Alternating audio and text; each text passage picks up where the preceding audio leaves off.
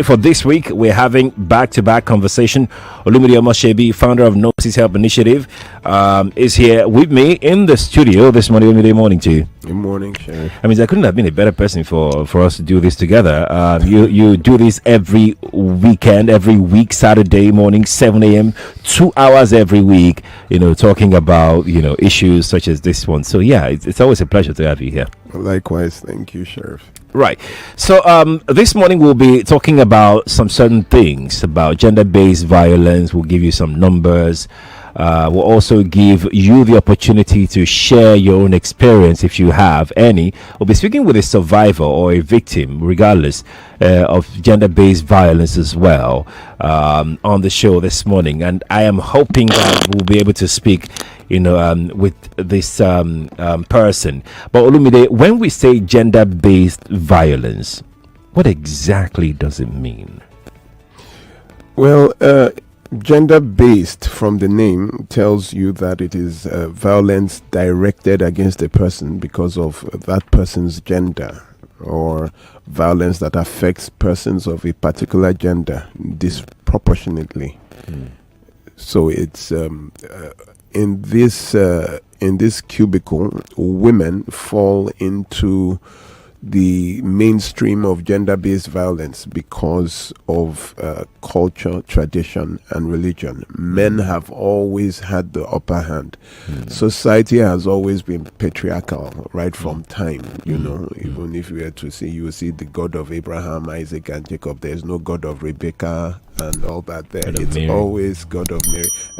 It has always been patriarchal. So laws and tradition have always favored men above women, Let's make this very clear. So Friday last week, November 25, marked the beginning of the 16 days of activism against GBV, that's gender-based violence.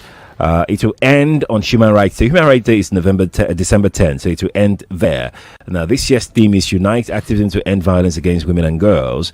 According to a statement quoting the Minister of Women Affairs, Pauline Talon, last Friday, she said, available statistics reveal that in Nigeria, 30% of girls and women aged between 15 and 49 are reported to have experienced sexual abuse, insurgency, protracted conflicts, new trends in kidnapping, and the recent flood which swept across the country have only served to worsen the occurrence of gender-based violence. She also said harmful practices such as child marriage are prevalent in Nigeria, with 43% of girls married before the age of 18, while 20% of women aged between 15 and to 49 have undergone female genital mutilation.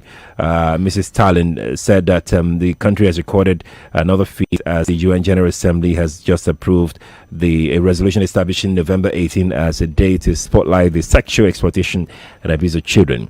That's what she said. But let me come to you on what she started, how she started her statement by quoting girls and women that have experienced sexual abuse. What numbers do you have in this regard? I don't know, with due respect to the minister, I don't know how she would get the statistic of 30%. One in every three women have suffered either sexual abuse, sexual harassment, or have been either, now there's a term, pedophilia and child defilement and all that. It's one in every three. So for her to say 30%, I was just wondering that. Perhaps she's referring to Nigeria alone. I'm talking about Nigeria. Oh. I'm talking about Nigeria. I'm talking about the West. I'm talking about Lagos here. I'm talking about even Lagos, Ondo, Ogun. That's where we covered, and the partner in the East also mentioned about rape. We do the awareness against domestic violence and abuse in secondary schools. So throughout this year, we've been visiting myself and a group of volunteers, we've been visiting various secondary schools all through Lagos, and we also went to Ogun State You understand? And there we hand out Pamphlets. apart from pamphlets, we give them what you call this questionnaires. Okay. And you will find out that the last, a JS2 girl already had 3 abortions. Excuse me. In JSS2. In JSS2. Yes. 3 abortions for an uncle. Not even for an uncle who lives with them. So that is why we took it to secondary schools, because we know that, waiting for people to get to the university, the damage has already been done. Yeah. So, we went, and from secondary schools alone, you would see that girls there, when they tell you what they are facing, we had to do free services for a lot of them. In fact, I remember one time the principal stepped outside and was crying that in my school, all this happening under my nose, as in not that they're from the teachers, but they are going through all this and nobody is saying anything. But at times they would rather open up to a total stranger, to an unfamiliar face, because they don't just want people to look at them with that eye. So when I'm hearing 30%, I don't know how she got her. Let's talk about those that gender-based violence between couples. How rampant is that? No, that is on another level. How do you mean another level? 2 years ago during COVID, it was 2019 to 2020. We did another thing in Lagos State here, and 1 in every 4 marriages would end in a separation or divorce by the 2nd anniversary. This year alone, between January and March, we had lost 64 women to domestic violence and abuse. Osinachi was 65, at that time. So the rate of domestic violence and abuse, 1. The rate of spousal killings is just, it's astronomical. What you hear are the reported cases. You need to see the unreported cases. Like spouse killing their partners. Yes. It's not as if they wake up today and they say, oh, what am I doing today, Sheriff? I think I'm just going to kill my wife, or I'm going to incinerate my husband.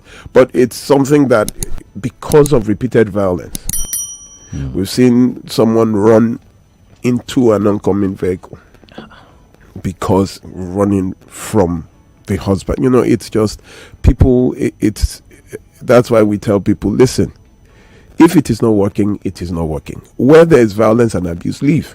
A living dog is better than a dead lion. We just keep it's too much.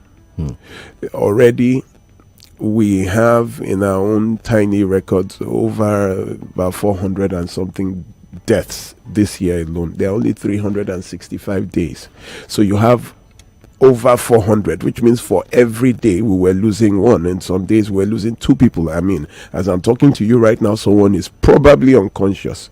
When you go to Alimosho, Ajegunle, those are the areas with the highest rates of domestic violence, spousal deaths, and abuse in Lagos State. That is, every day you go to any hospital there, let the doctors tell you. You are carrying one in, you are bringing one out. And they just don't want anybody to know. And well, we just do a quick burial, and they just. It's like a code of silence. Like here we don't talk about those kinds of things.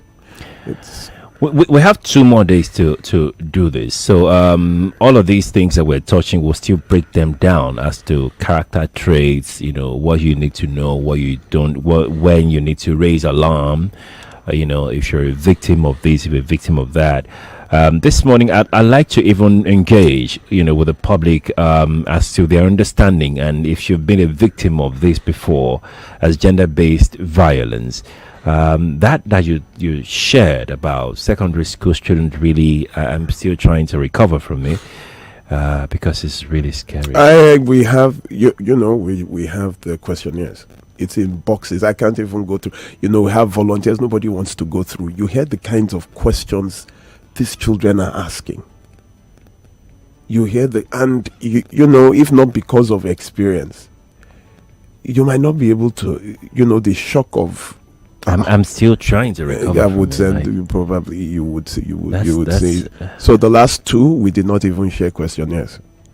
Well, what did you do? I just because I just don't want to. Yes, seen enough. I just don't want to.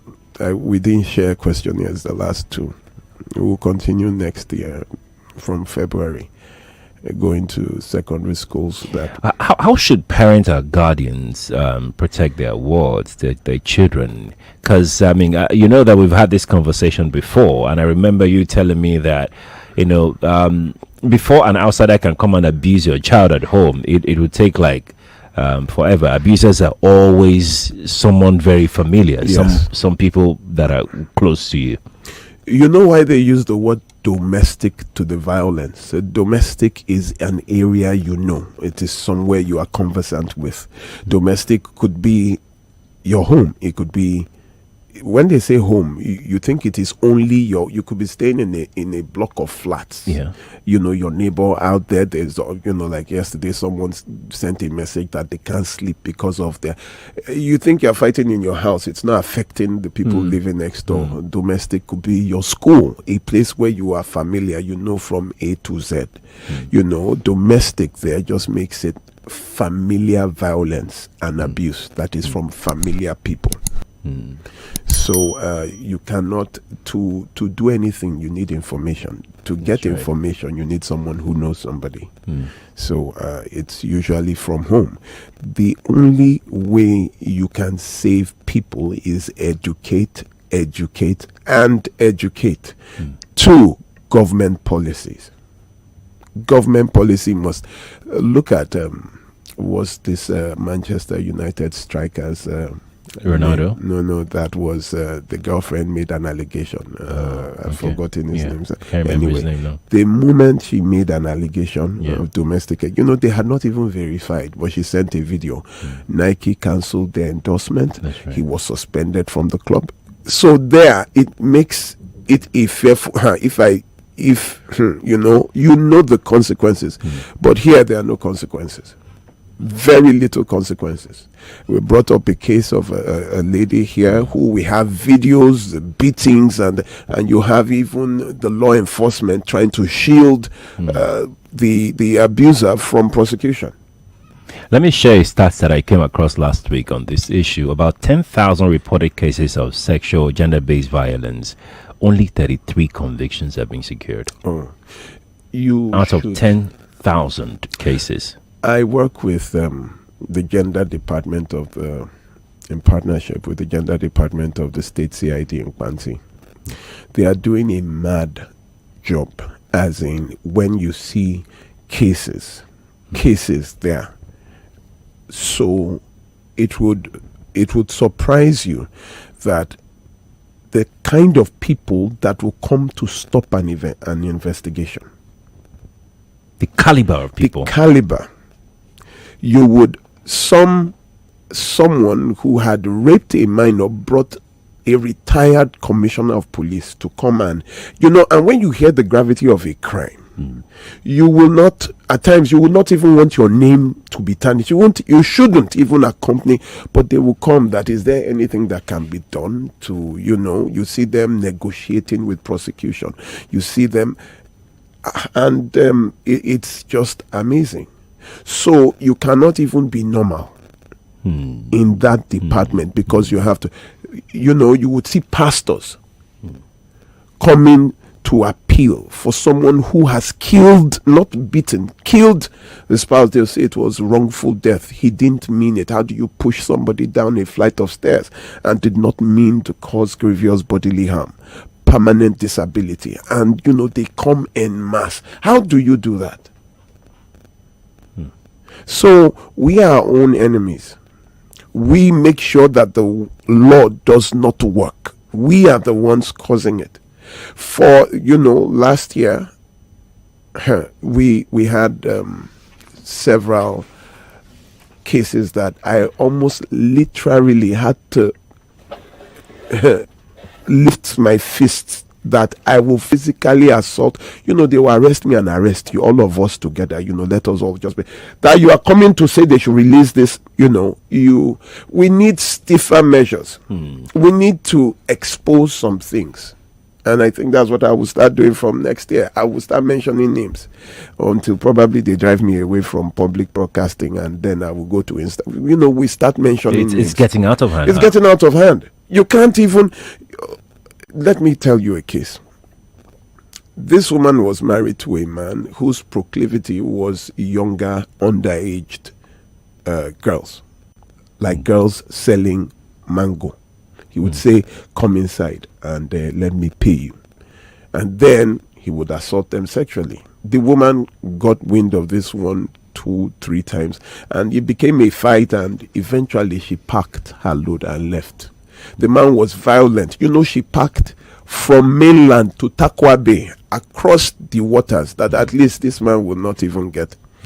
So her 19-year-old son now started doing what the father was doing. Oh no. So she didn't know that the boy had picked up the father's trait, and he just... Why? Because the father did it when the boy was at home. Oh.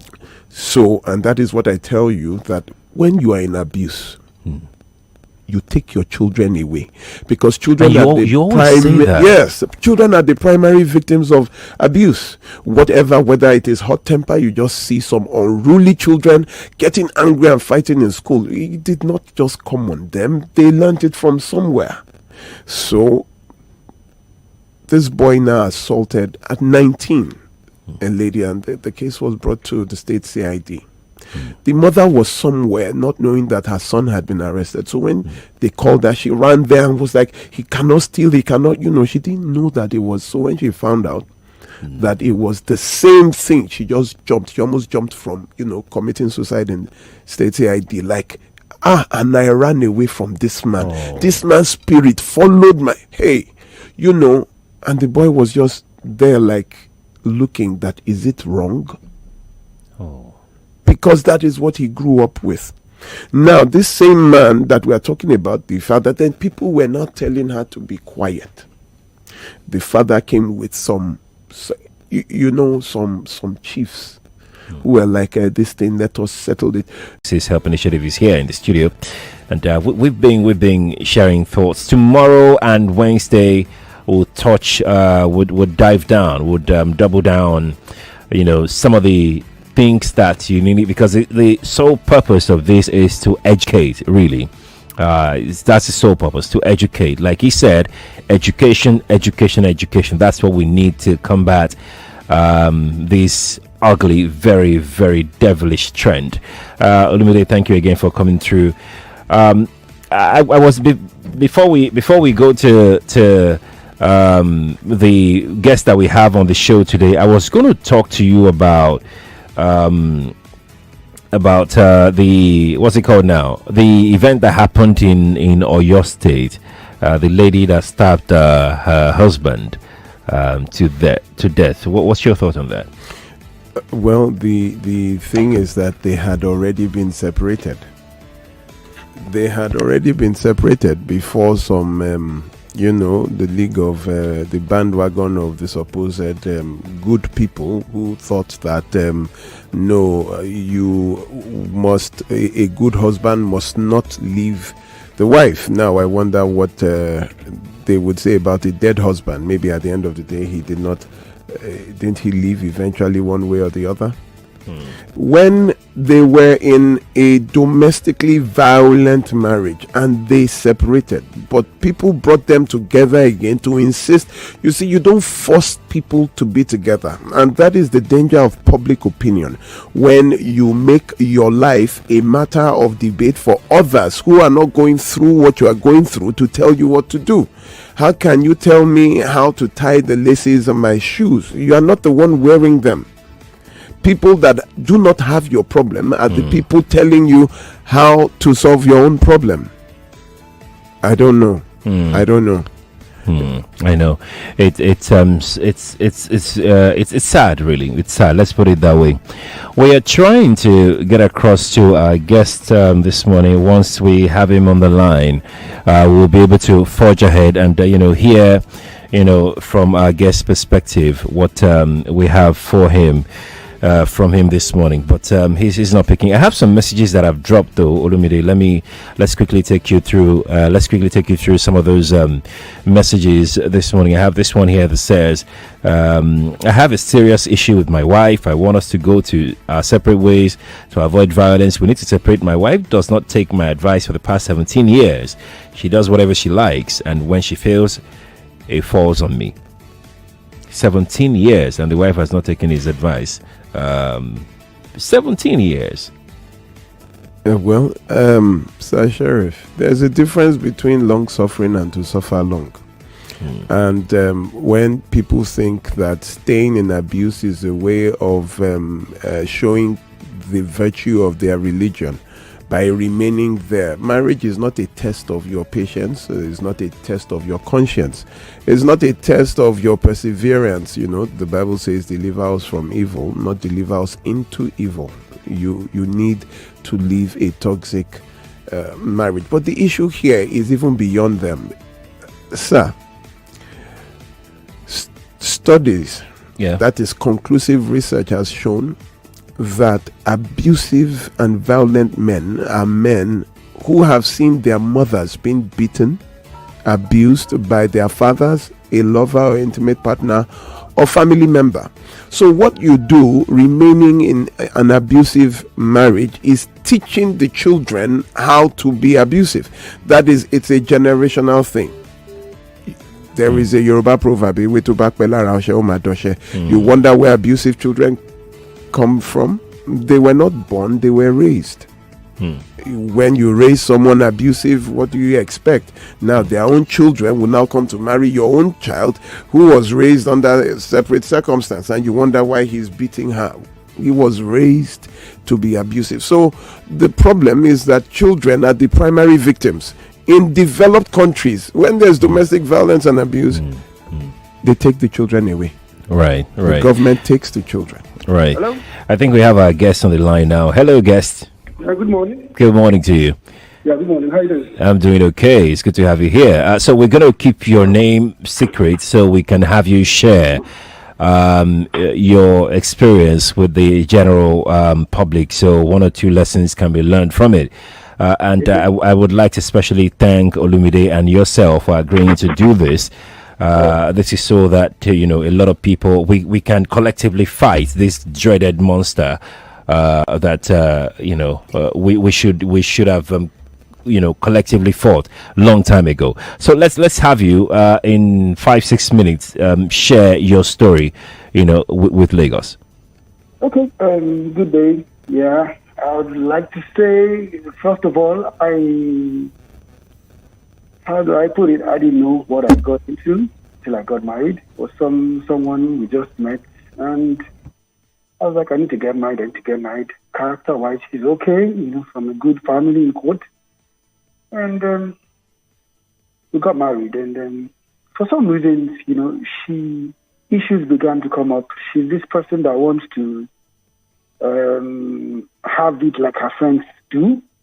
How do I mean? I look at my friends; they're all staying in bigger apartments. And it was a 3-bedroom apartment I started with. I don't think it's bad, considering the way things have been in the past 8-10 years in the country. So I started like in a 3-bed. It to me is not so bad. And on the mainland, nice location. Yeah, but she keeps complaining. I look at my friends when they got married, blah blah blah blah blah. They got this car for them. They got this. They had this, and I'm like, hey, it's a different life. Hey, it's a different situation. We are like about the same age bracket, and I'm giving my best. I'm trying my best. And when she reacts violently. I think it's more of an emotional, violence for me. Okay. Like, you're crazy, you're not doing well, I think she really uses very, very, very terrible words that I wouldn't, want to put on the radio. She would insult me. How can a woman wish her husband dead? Oh. Like you're stepping out of the house now, just die on the road, blah, blah, blah, like that. She says that to you? Not once, not twice, yeah. That she wishes to just die and not come back home? Yes. So, and then, a lot of things. At some point, like once or twice, she had thrown my phone in the water. At some point, she put it in, a bucket of water. She slapped me like twice or thrice, I was like, I'm a man, and you're making me, you're pushing me. Because if I hit you, something worse could happen, But in all of this, I just walk out of the house. Times I come back late in the night, and then sometimes if it gets so bad, I just sleep out. Next day, I come back. Sometimes just stay 2 days away, because of course I'm stronger. I could do worse to her, but what would the world say? They would say it's a man beating his wife. They wouldn't know. So it's something that happens like regularly. She wants the best. Of course, everybody wants the best, but there's a process.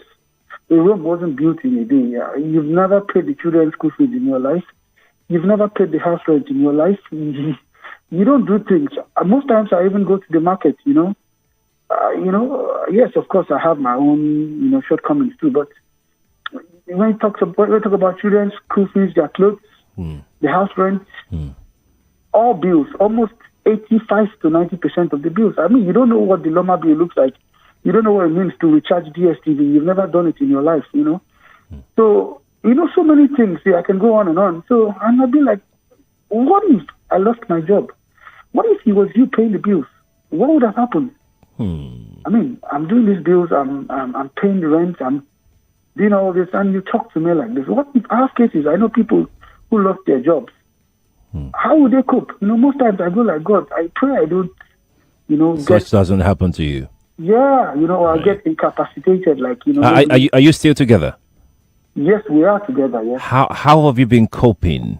What's your mental health like? Obviously, you can say it gets me bad, unhappy. I tried. It's not easy. It's not easy. Sometimes he's good. Most times he's good, but sometimes, like regularly, she switches. Do you think you can hold on? Do you think it's something you've been living with it for how long now? For how many years? For like 9 years. 9 years. Yes. Do you feel like you are at the brink right now, or you can handle it? Definitely, I have my plans. So I have my plans. I'm working towards. Because of the situation, the country. I've spoken with my siblings, my parents, and they're like, "Hey." So have you sought help from a professional? Maybe the two of you go for. No, we haven't. Is that an option? I don't know. I've never looked at that. I've never looked at that. If you want to sought help, you have to be from a lady that will listen to you. That's ready to see that it's something that she needs help with, right? Yes. So I don't know. I said myself, I have. Would you say that if it gets too much, you can get violent? Would you? I wouldn't. I mean, I've been so pushed to the brim. Like, you buy a phone worth 300,000, and then it's not up to 6 months. You're having an argument, and she drops it in water. Oh wow! You can imagine how I should have reacted. But all this, I just walk out, and I know it definitely could get to a worse situation where I might want to strike, but then. You know what the world will say. Nobody wants to hear what my own side of the story. All you hear is... Look, man, I wouldn't want us to get to that point, but thank you so much for sharing your story. I'm sure quite a number of people will know that they're not alone as well this morning. Thank you so much.